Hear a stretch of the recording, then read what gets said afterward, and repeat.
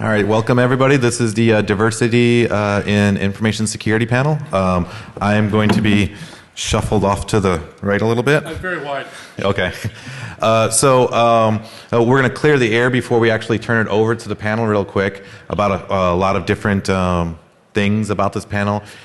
There's obviously a lot of strife to get something like this in. Should it be here? Does it need to be here? Why is it here? There's no problem. There is a problem. There's a big problem. You're not going to solve it today. So all these kind of wild things of why we shouldn't do this. And the simple answer that I have to all that is we should do it because we should do it. Just get it out of the way and just do it. You know, I don't have to explain why we should do it. You all are here because you get that we should have done it. And your presence here says that that was a right decision, that we wanted to do something like this. It is a lot of warnings, and I know this sounds cheesy and everything, but for a simple matter of appeasement, we'll use the trigger words, yada, yada, yada. If you're familiar with this, with what this is, this panel might actually not be for you. This is for people that are not really in that scene that already get it. This is for people that are just curious, like, I don't see a problem, but people keep on saying there's a problem. Can somebody just be frank with me? I get yelled at a lot, or I get told there's nothing wrong. So in here, there's no witch hunt. We're not here to lambast you. We have these microphones. You can ask something incredibly weird and stupid and strange, whether it's women in technology or minorities or anything. And please, I know the audience, maybe you'll cringe. You're like, oh, why did you say that? Really, we did a very small, intimate 35-person group last year in this format. It worked so well that people are like, I know you're going to judge me for the rest of my life, but I just have to ask this one thing. This is that safe place to ask that one thing. Yeah, maybe somebody in the audience that doesn't like this at all is just instantly going to be twittering, and we should all find out who he is and attack him or her. And that's their prerogative to do that. But in this room right now, do it, and we're not going to judge you for it, okay? So, we... I'm so sorry. He might. But if you're going to be, and I'm going to use a bad word here, so trigger. If you're going to be a dick, expect to be treated like a dick. All right? I mean, come on. We're taking the time to stand here and answer your questions honestly. If you want to have a witch hunt and be PC, go somewhere else. Because this is for the people who want to actually know what's going on. At my work, I do work for a .gov. Every 2 years, I have to go through mandatory sexual harassment training.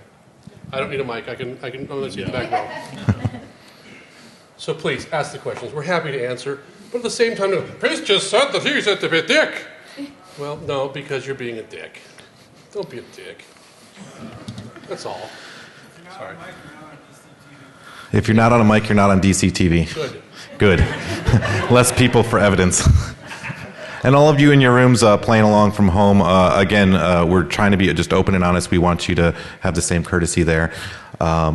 Other things to bring up, this is a very widely diverse panel, and we're going to start with the not so obvious ones and then move to the obvious ones. The not so obvious ones is we have people here that work at Fortune 500 companies and premier companies and wonderful, very well respected educational institutes and startups and everything like that. And a lot of them are well-known people in the scene, having done a lot of reverse engineering, a lot of research.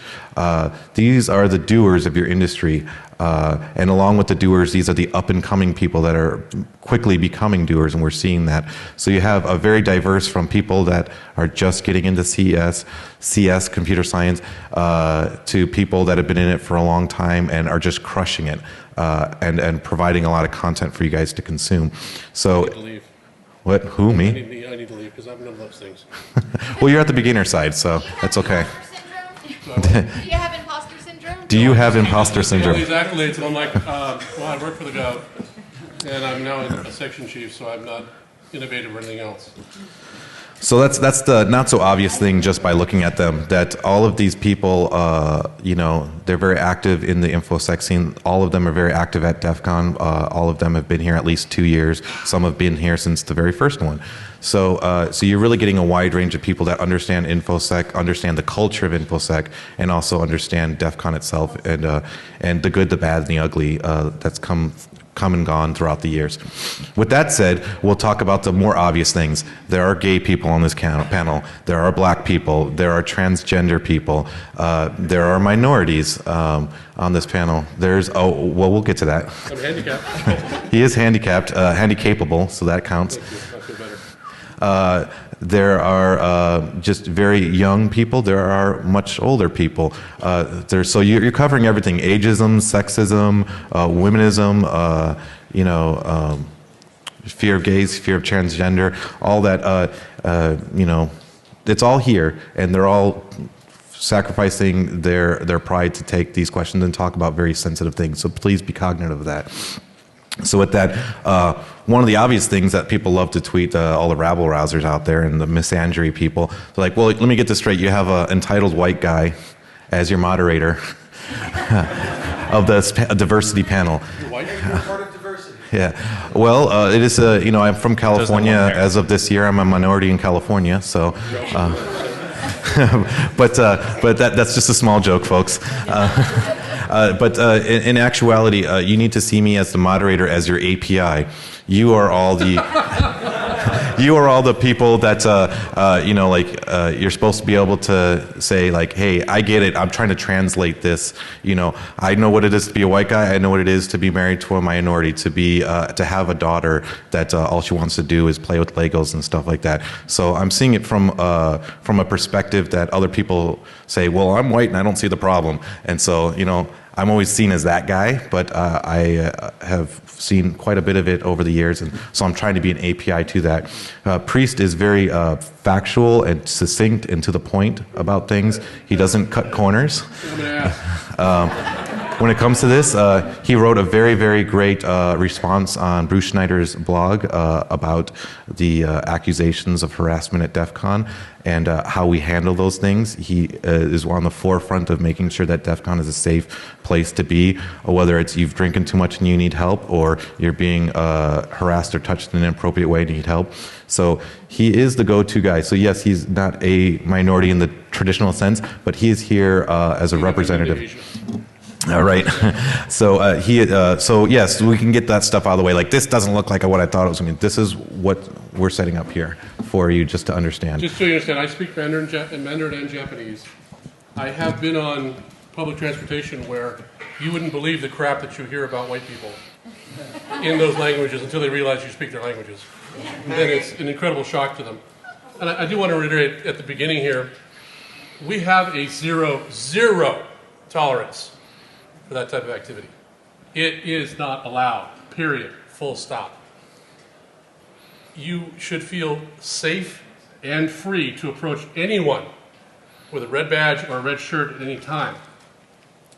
If you feel you do not get the appropriate level of response, or the response was inappropriate, find me. I am here from 8 in the morning until 3 or 4 in the morning, every day of con. It will not be tolerated. It is not allowed. We are sensitive to this fact. One of my personal pet peeves, that I do a lot of what's called STEM outreach. There are not enough, and like I said, I'm an ass, I'm being blunt, women and minorities in the STEM, science, technology, engineering, mathematics. And it is so frustrating to me to walk into a classroom where, oh, you're so pretty, don't be smart, you're so pretty. And to have that girl ask a question and just light up because someone said she's smart. How do you deal with that? All right, I swear I'm going to pass it over to you guys real quick, but just one quick plug. This panel was organized and put together by Vegas 2.0. We're the ones that ran the EFF fundraiser party last night. We are part of NCWIT, that's the National Center for Women and Information Technology. It's the largest organization pushing for women in information technology in the United States. We're the only information security group representing there. So we feel it's our responsibility as stewards of the information security community for you to give us feedback so we can give feedback to them. They're very focused in education. They're very focused in Fortune 500. They have soft spots in these affinity things like information security. And so it's our job, we feel, to hear from you, hear responses, even if we don't agree with them, to pass them straight through to them and say, this is something that people bring as our concerns, or ways to improve, or how things have been successful. So keep that in mind afterwards. You can come find us, and we'd be more than happy to facilitate that. And Emily, you want to add something to that? Yes. NC WIT, sorry. NC Wit actually was, I spoke at their summit a year ago, and that's how I met Jenny and Robert. I also wanted to mention that NC Wit does have a high school competition for girls, 9th grade through 12th. It is a scholarship opportunity and an award. So if the girls win the state level, they go to the state and they have like an award ceremony. They get an awesome trophy. They get cash prizes. They get wonderful things. They get scholarships for college. ncwit.org, ncwit.org to go look at their scholarships. Great. Okay, so now we'll go ahead and kick it off, and I want to start with Mouse. If you can, actually, we should do introductions of who's who first, and then after that, I'd like you to kick off the panel. So, Scott, we'll start with you. And what information? Just your name and either your industry or where you work, if you're comfortable to say. Yeah. So my name's Scott. I'm a gay man who's been working in information. I've been working in the industry for almost 20 years now in information technology and IT, working for multinational companies, the Fortune 500 that Hackajar was talking to earlier, as well as now working for startup industries. So it's really interesting to see what we've had happen in those industries. I'm here to represent that. My name is Little Jenny, and I am halfway through schooling for informatics, and I'm going to try to combine all the big data initiatives that are going on and also try to layer in information security to that. So it's kind of interesting to layer that in, but I am also Mexican, and I am also female. Yes. I'm Sandy Clark. I'm known as Mouse. I'm an adult who went back to get a PhD. So I'm at the University of Pennsylvania. My area of research is the security ecosystem. So we'll talk more about that later. Hi, I'm Jolly. Let's see, I'm technically homeless, although people will say that doesn't count. Yeah. This is going to shock you, but I have a turban.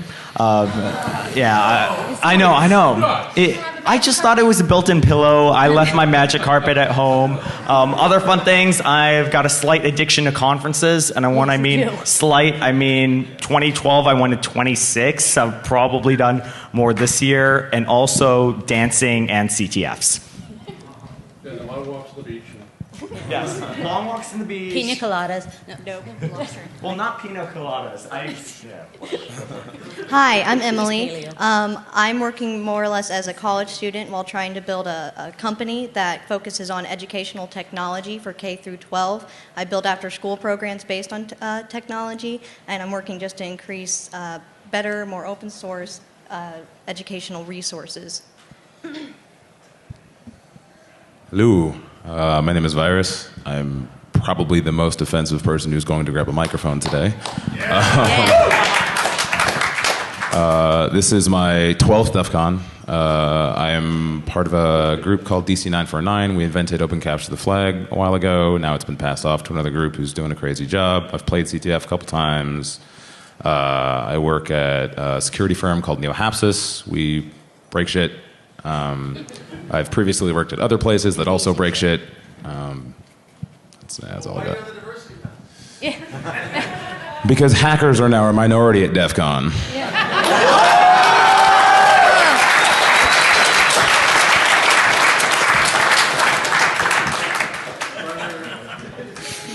Hi. I'm Kristin. I am a hacker, first and foremost. I've been presenting at DEF CON for many years now. This is the first time I've actually gotten up on stage since I underwent a gender transition about 3 years ago. So this is slightly bizarre for me. So I hack all kinds of things. I've kind of toured Silicon Valley, I guess it's fair to say, from internet companies to cell phone companies to car companies currently. And Are you the one who set the car on fire? so what? we try not to. Yes. So yeah, hi. All right.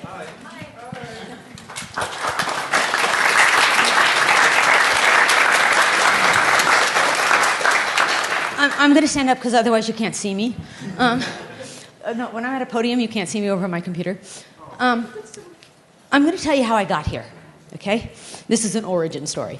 I grew up in a very conservative religion, and I had a very well-defined gender role, and my entire future was planned for me. And I went to my church's university as a pre-med student, and I had spent my entire childhood doctoring up every kid in the village. I imagined myself in a lab coat. I was going to do research, and I was going to cure cancer. And my first semester at this university, my advisor called me in and said, "You shouldn't be in the pre-med program, you're a girl." So because you were raised to be obedient to authority, I dropped out of the program and spent the next 3 or 4 years trying to figure out what the hell I was. I took a computer science class because all my friends were doing it, and I'm competitive enough that I didn't want them to know something I didn't know. But it still took me another, 10, 15 years to break the chains that were around my brain. When your firmware is flashed with something, you don't question it for a long time until somebody glitches it, and then you might start to question. So when I broke free, and it took a couple of years to believe that I wouldn't be punished for trying, I came to my first DEF CON, and it was DEF CON 10, and I was scared shitless. I didn't know a soul. I didn't know how to do anything. I was terrified that they would know that I didn't know, but I thought this was the community I wanted to be a part of. So I walked in, and you guys found me. I don't know what you did, but suddenly I found the family I had never known I had. This place, if you make it so, if you get over the fear of, because it's a bit harder for you than it was for me because it was much smaller then, you will find that this is the safest environment you will ever be in to be who you really are. Amen. We are not easy people to get around, to be around, because we won't do things for you. We expect that you are going to try something and you are going to fail at it a lot.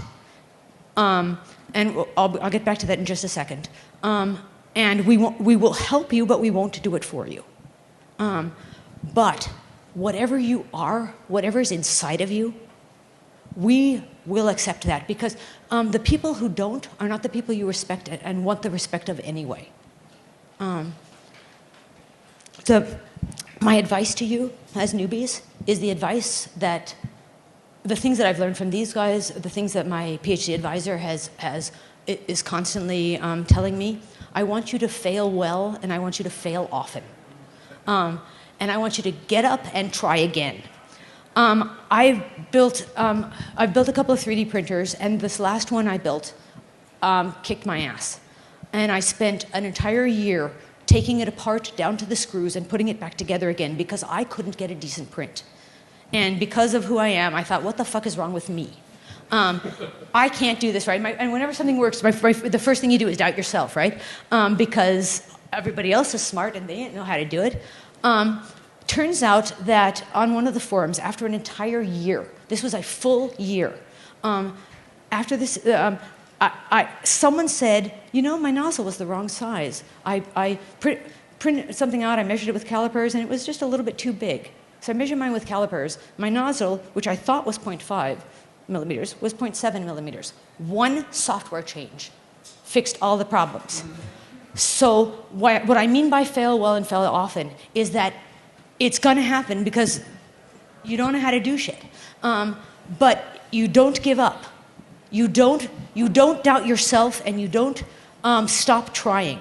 The answers will be there, and these people here have a lot of the information and so once you've tried, and then you ask, and everybody will help you. That's what this community is for. Anyway, I'm done for a bit. I'm going to pass the microphone to someone else. Okay, yeah. So thank you very much for sharing that. Okay. So we have about 25 minutes left. So thank you very much. And this is something we specifically wanted to make sure Mouse got out there. Well, we talked about it in the pre-meeting that we felt that she had the best representation on how all we feel about how we think of DEF CON and the people and the friends that we make here, and that continue on throughout this industry, and hopefully these are good stewards to to either bring people here or just take this good attitude to wherever they go. Yeah, and if I can add one thing, her story is not unique. All of us on this panel felt the same way. This is really our new family. Yes, absolutely. So I wanted to do something, kind of shake up the room a little bit, get your arms going. So first, let's get everybody's hands in the air and just kind of shake like this.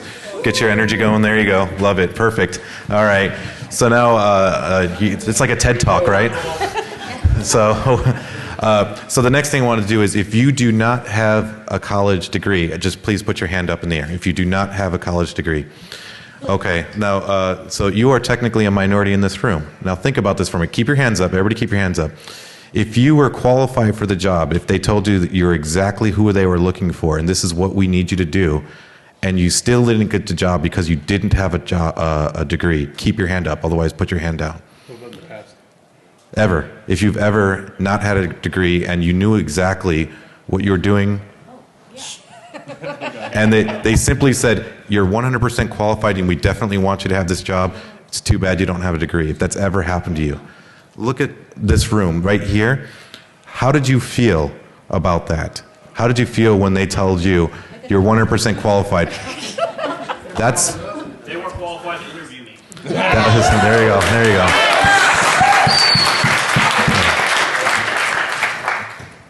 For you people, how you felt there, you have to think other people that it's very easy for us to say it's never happened to me or it hasn't happened around me. I don't know if this is a real thing. That was a real experience for you, and how you felt then is how other people feel when it's, you're a girl, you're not supposed to be here, or you don't fit what I think Americans should look like. I'm nervous for hiring you or something like that. Or I'm gay, homophobic and stuff like that. And it's still prevalent everywhere. That's how they felt when you're like, but I did everything right to be here. And you said I did everything right except for this degree. Now imagine you couldn't fix it by just getting a degree. They can't just be a guy, be not a minority, be not black, it's this, I don't know how to articulate that, but I think you get what I'm saying here with that example. So I wanted to open up to the panel at this point and say, do you have any good success stories where something negative happened, but then you found a way to turn it around positively? We'll start with little Jenny. So I used to be in office administration. I didn't have a degree, and I kind of fell into that right after retail and restaurant work. And I excelled in it. I immediately, within just a couple of years, worked my way up to executive administrative levels and office manager levels. And I hit a point in the career where I wasn't making enough and I wasn't getting the respect enough, so I put my resume out there and I got a call back. And they're like, you're amazing, you're wonderful, like I know your previous job and who you worked for, and the fact that you survived more than a month at that place, it just blew my mind.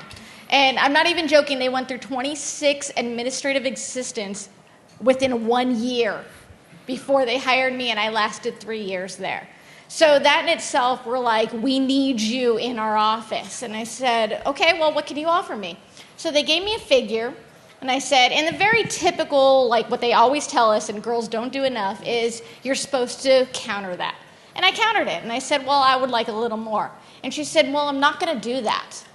And I said, why not? And she said, well, I'm not going to do that because there are people with degrees willing to do it for less. And that was a big just like choke back for me. And I had to swallow that pill. And I said, okay, well, let me think about that for a night. And thankfully, I was in a wonderful situation where I had a husband who sat with me that night. And we stayed up until about 3 a.m. just going back and forth. And I had to get out of the office I was at because I wasn't getting the respect. And I knew this was a great move. But just those words just kept ringing in my head. And we looked at our finances over and over and over again, and he said, go back to school. What do you want to do? And that was also an interesting point where I kind of looked, and I'm like, I love computers. I like computers. I grew up in the Silicon Valley, but I also just don't really want to commit to that. And he's like, well, what do you like? And I said, I like society, and I like working with people, and I like the intricacy. And I mean, if I could go to get a career in anything, it was kind of like psychology, but there's no career in that.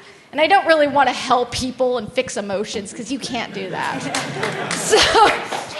So he just looked at me, and it was like that light bulb went off, and I'll never forget that moment in his face, because it never clicked until that moment where he's like, informatics, where you're using the sociology of people and society, and then you're using information to really combine that. And it's a big thing, and it's like going places now, and everyone's heard over and over, of big data. And then as we go more and more into this, and now we're getting into the 1-2 o'clock hour, and it's like he's telling me, because he's in information security, about all the like loopholes and issues, and I'm like, well, why isn't anyone layering this together? And we both looked at each other, and that light bulb went off. And so I started looking into the local colleges and started building that degree, and I actually found a local college that worked with information security and informatics. And they had them both, and so I started a career path of my own in that. And so that's what I'm working in. And then that was about the time when he brought me into DEF CON. And it just blew my mind how incredibly open and welcome everyone was to me.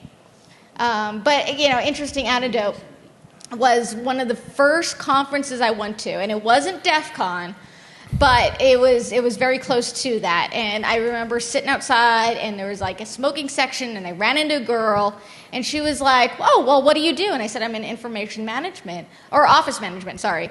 And she was like, oh, like Microsoft? And I said, no, like people.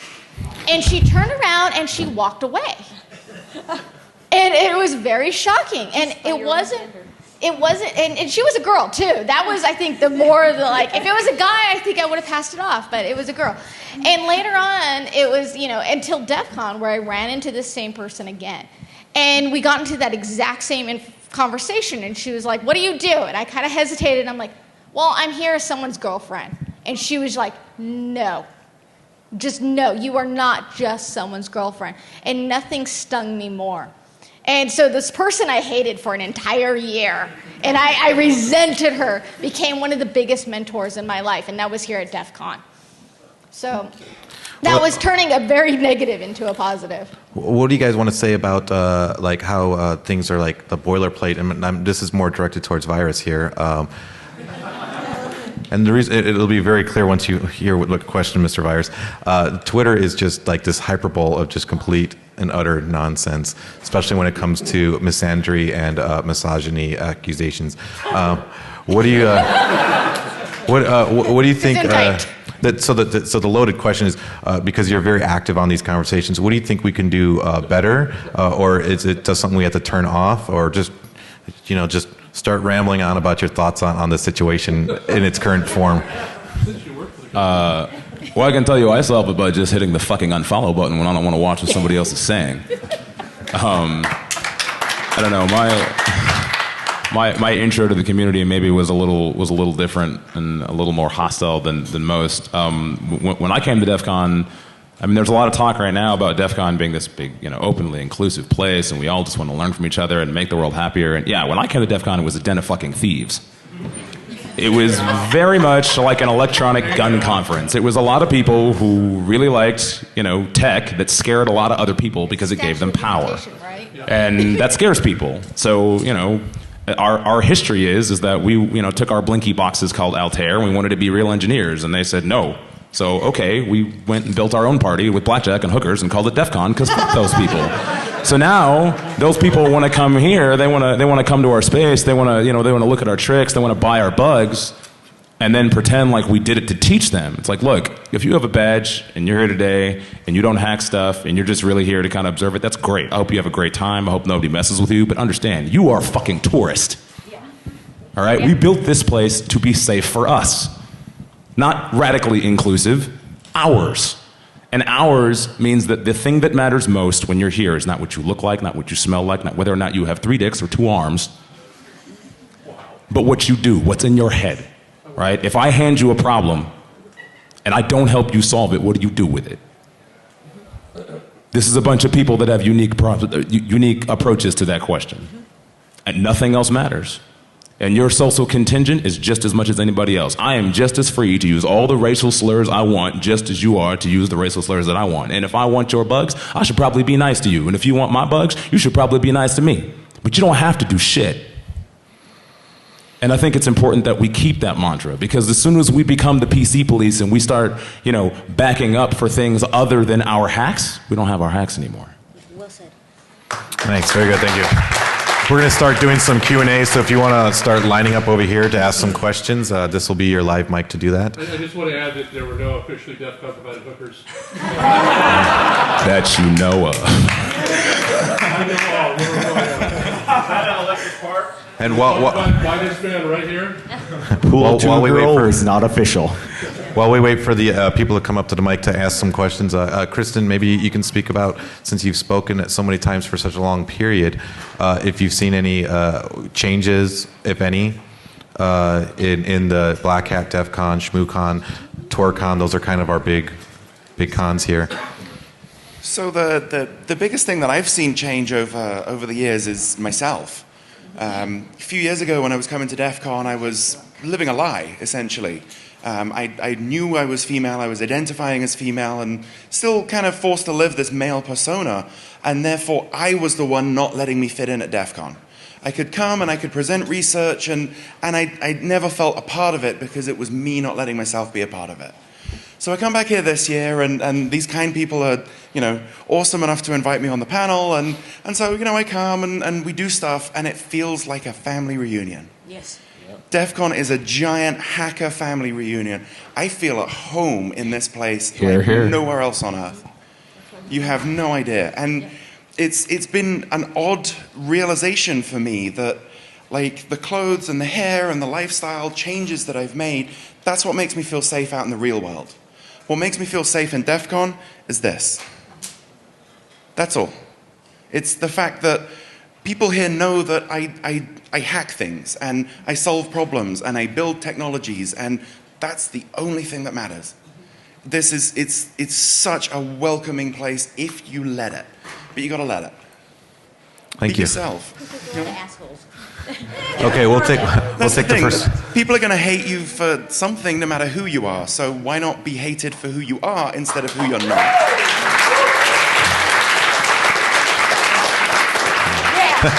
Mic drop. Very nice. Okay, we'll take the first question. So I feel that.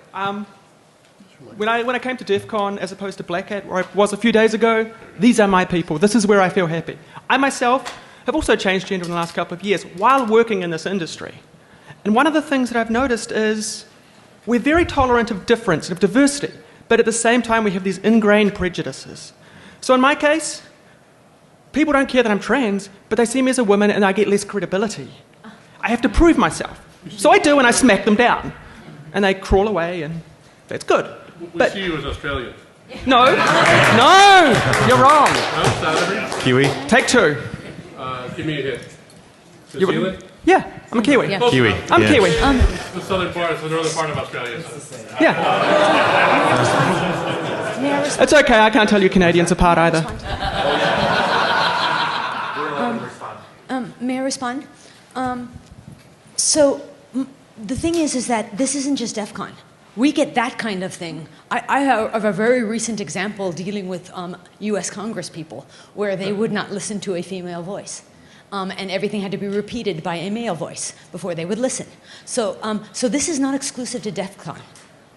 And this is a problem that right now the only solution I can think of is to do some awesome hack and rub their fucking noses in it. But at least here, for a lot of its history, about 30% of the speakers, the people presenting the cool stuff, have been female. And while it may not be the attendees and maybe and there's still no line at the women's bathrooms, which is my metric. There's a line in the men's room. Yeah.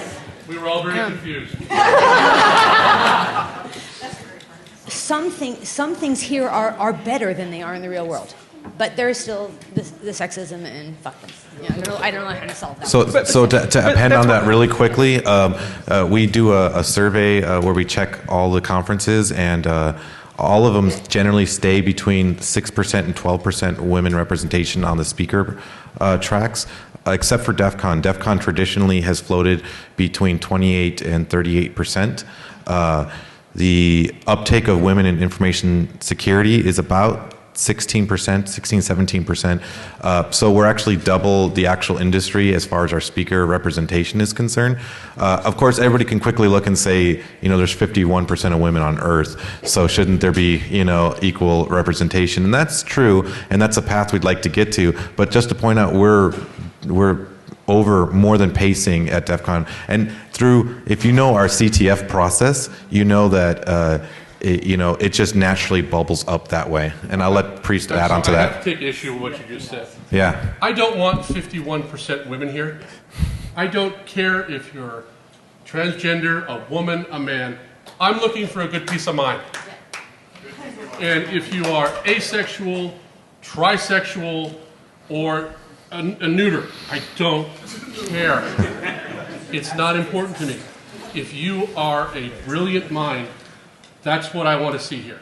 I don't want to see 14% Vietnamese and 30% Caucasian and 50% women. I don't want lines in the bathroom because that was really confusing for me. I have a very small brain. But I want smart people here.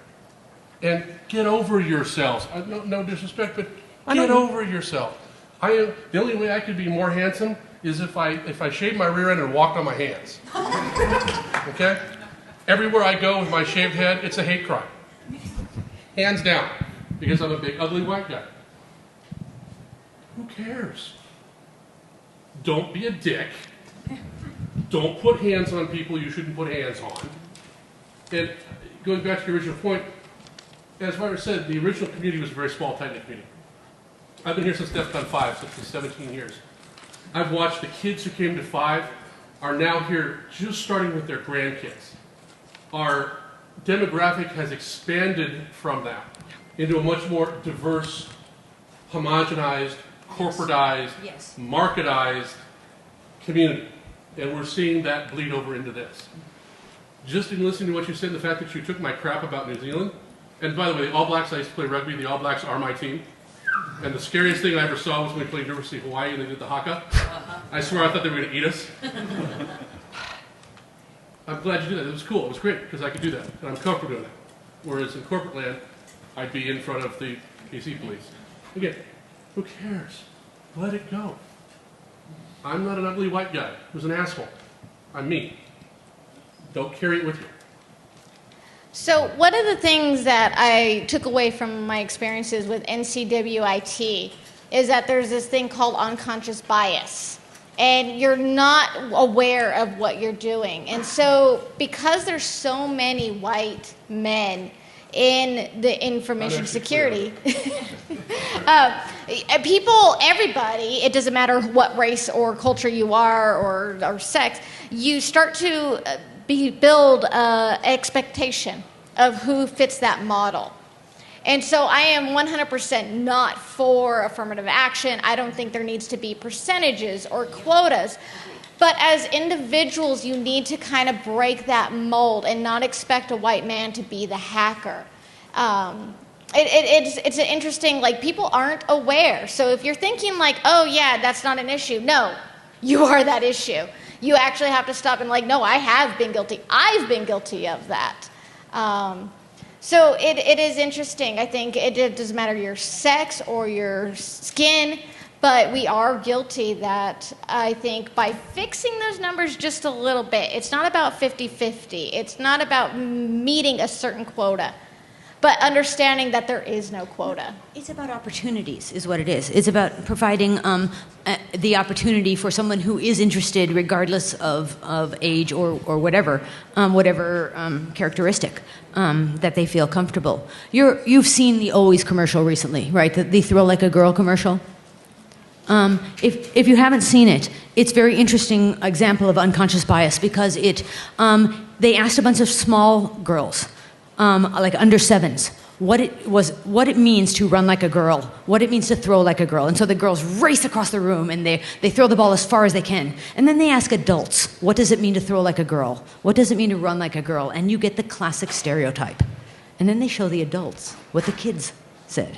So and the adults realized that there was this bias that they didn't realize that they had. That sometime between the age of 7 and wherever they were, they had transitioned from a girl can do anything to a girl has to do it like this. All right. And I think that's not just related to females. I think this is related to any unconscious bias. Great. We're going to take our next question. A question for the females in the audience, everyone. First, I forget your name at the end. Kristin. So this is your first DEF CON speaking as a female. Does that mean you're going to take a shot?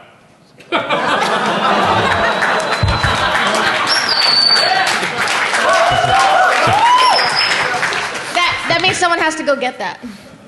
Get 2. I guess you're buying. 8. Meet me out there. Doesn't sound like I can say no to that. And what's your next question? So, Well, that depends. Technically, I'm 3. Can't do it. I might get out of this. And what's your extra? So a question for all the females in the audience.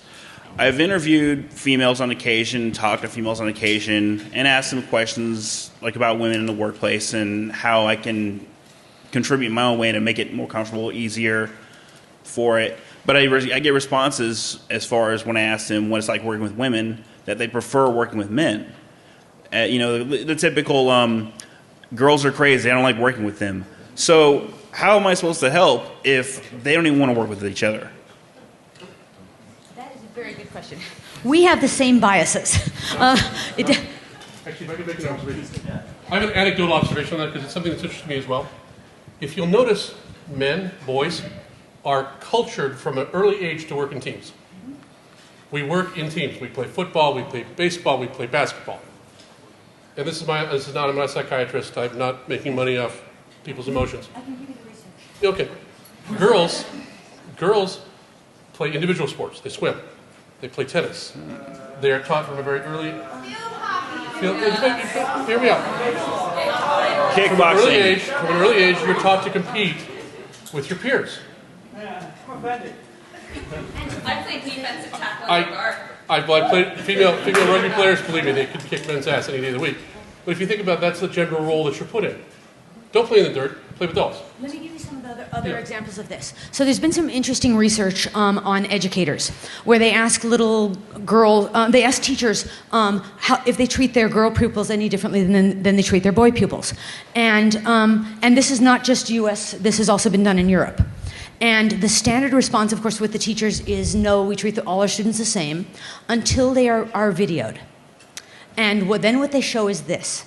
They show that when they ask a little girl a question and she gets the answer wrong, the teacher will say, oh, no, Susie, that's the wrong answer. And then they're very nice and kind about it, like teachers are. But when they ask a boy a question and he gets it wrong, they then work with him to get the next answer.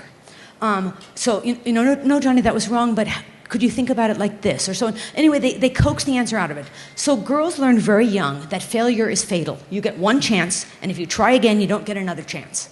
And boys learn to work through things. So girls try and make things perfect.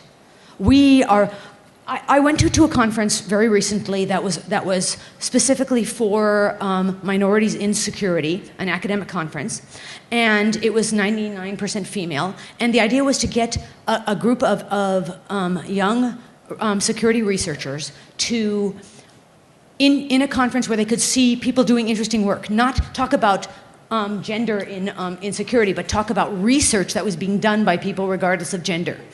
And they made every single person there were 50 of us, talk for 2 minutes about our own research specialty. And every woman spoke passionately, intelligently, fascinatingly about about whatever it was they were doing. And I thought they were so cool. And then they sat in the audience for the next 3 days and said nothing. 5 of us had this interactive conference, and we were eating at communal meals, and so I would go move from table to table and to talk to people, and I'd ask them, you're doing such and such. This person who was speaking is doing such and such. Why didn't you talk to them? I was afraid to make a mistake. I was afraid to say something. It's inculcated from the cradle because the consequences of failure are so much harsher. And that's one thing that male mentors can do, is to give your female proteges a safety net, so that if they make a mistake, you don't fire them. If they make a mistake, it's okay. Why don't women want to work with other women? Can I respond real quick? Yeah, really quick. I have a very quick answer directly to your question. If someone says, I don't like working with women because they're crazy, whether it's a man saying it or whether it's a woman saying it, they're being a dick.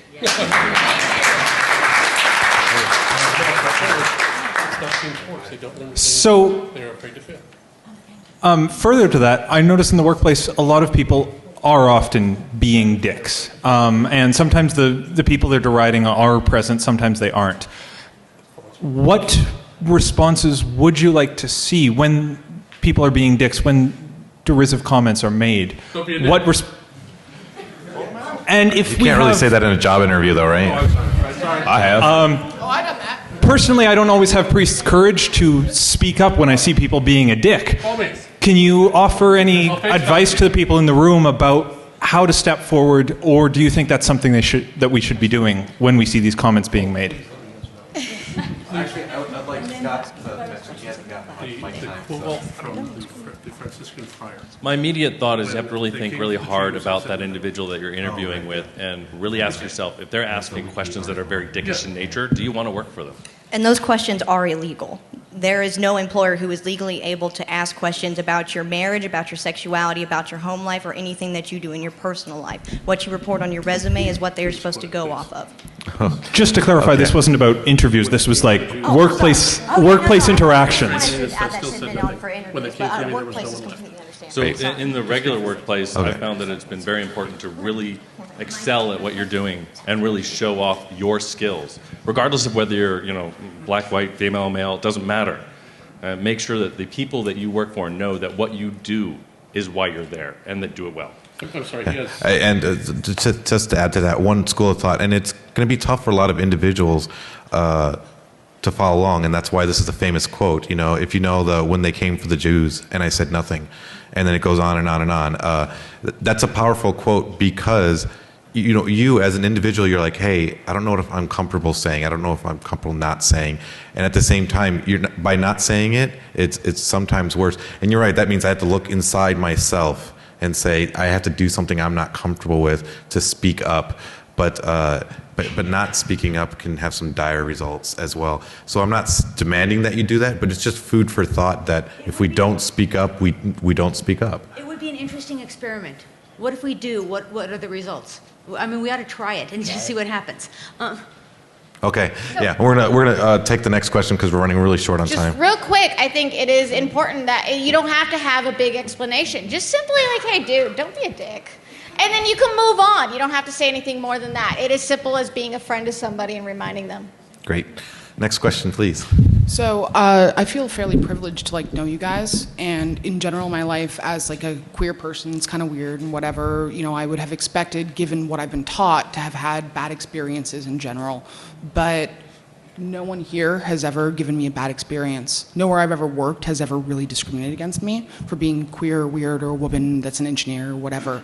And I feel like I don't want this to turn into /r/men's rights threads, but how do I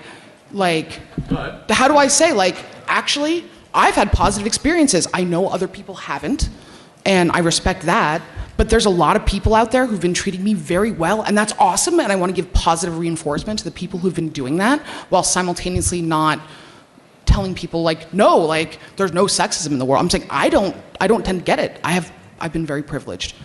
I've only had one negative comment the entire time I've been involved with InfoSec Was it me? about me. No. It wasn't you. Are you sure? You did So I hit can on me keep a lot trying. last year, which I did appreciate.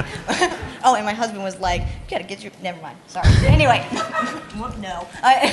My girlfriend's watching on TV right now, so hopefully I'm not flirting with you too much. Oh my God, I forgot this. But just enough. Hopefully she's proud of me. She would be attracted to you. It's great. Anyway, It's okay. I wanted to say that as generations like ours, we are coming into the new workforce. I experience less bias as days go by. And the generations like mine, I'm used to seeing people who are gay. I'm used to seeing transgender. I'm used to hanging out with other races. Yeah, I mean, this is my norm. My school was majority minority, I suppose.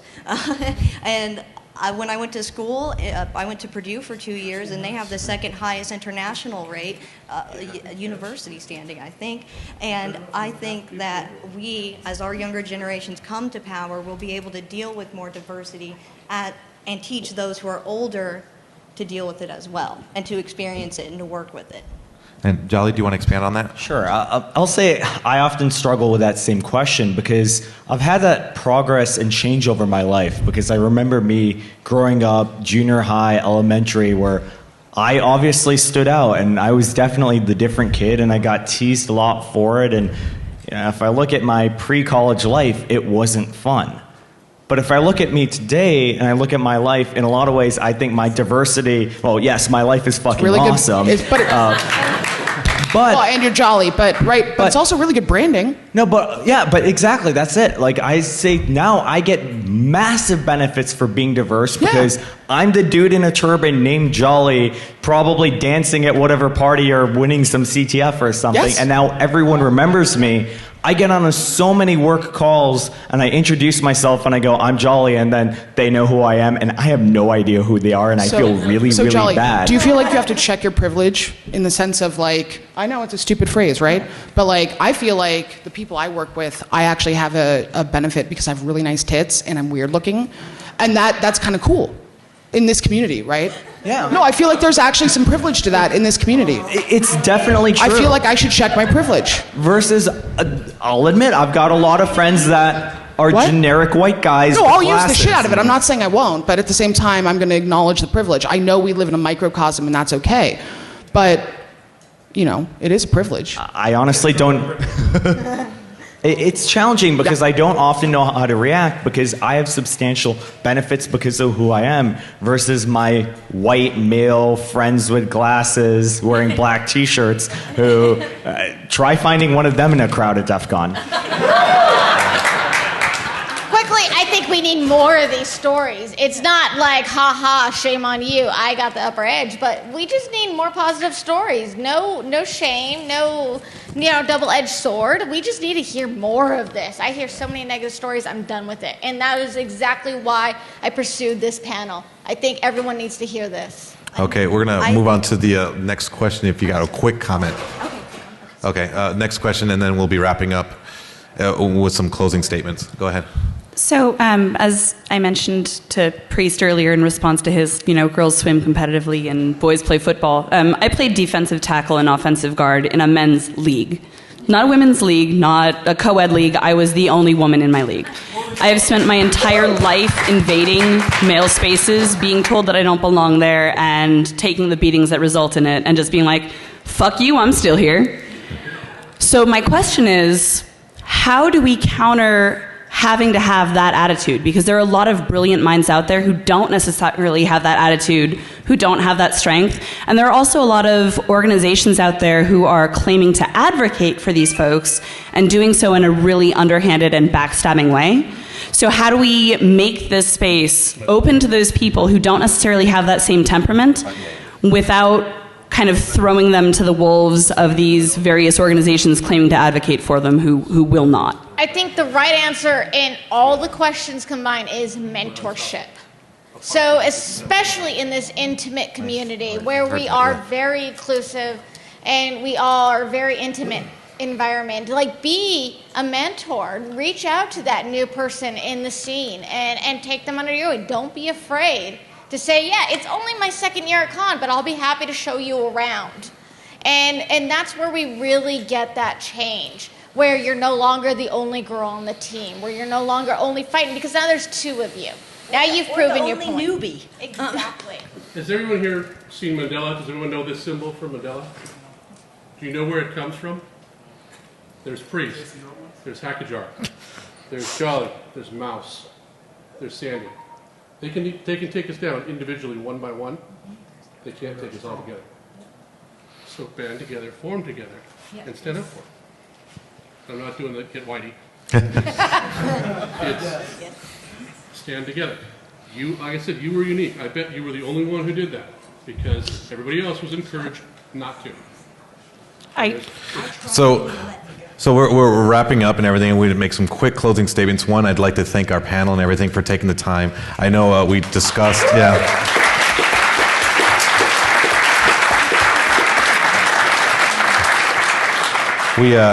We initially talked about kind of going in a different direction, and these things have a way of just being animals and just kind of going wherever they want to go. So I hope everybody on stage has had a good opportunity to say a piece, and I hope I was able to get you guys through. All your badges belong to us. All your badges belong to us, yeah. And so I thank you, everybody. And you guys see their faces here. One thing I want you to take away before you leave here right now is these are obviously people you can approach off this panel. Come talk to them. They want to talk to you. It's Teach us. It's a positive experience, and we want to keep it a positive experience moving forward. Not just here today in this panel, but moving forward for the rest of Con. Finally, we want to mention that we did some numbers, tracking people coming in. Kind of blew us away because Thursday came through. Not official DEF CON numbers, just looking at what the demographics are. And we do see that this year is the first year that there's noticeable chunks in the pie chart of different graphics. So that means this is a big year for you to actually, seek out people that you obviously have something in common, information security. So why not talk to somebody that you're like, oh, I don't know, I've ever talked to that person before. Let's just go say hi, And I know it's hard for people to just approach random strangers, but, this should be a good place to do that. DEF CON is that one environment where you can. Just grab me in the hall. I don't care. I will stop and talk with you for a half hour before I realize I was supposed to meet somebody somewhere. Thanks. All right. And he wants a shot. Okay, well, thank you all very much, and I appreciate all your time. And we're mostly, a lot of us are hanging out in the contest area, so if you want to go over there, that's where we generally are. And Emily wants to say one last thing. I would like to make one statement in closing, please. Yes, please. With current industry trends, by 2016, we are only going to have 1/2 of our technical industry jobs filled. If we do not start increasing diversity rates, we will fall in our technical prowess. We need to start increasing diversity, encourage people to come to DEF CON, encourage people to tinker. Do not... Find the born hackers that are squashed. Yes, find the people who are broken, find the people who are put down, and help them become what we are. DEF CON is one of the... I haven't felt at home like this since I was at Gen Con, and this is like Gen Con except with like alcohol and a lot of technology. And it is fantastic. And if you want to talk to me about not drinking in a world where it's full of alcohol, come talk to me. Oh, and also, if anyone wants to meet me for dinner, I'm going to the American Bar Grill thingy, and I'll be standing over there, so just join me, and then we can all go talk about stats on diversity rates, and I can answer any questions that were not answered today. Perfect. Thank you very much, everybody. Thank you.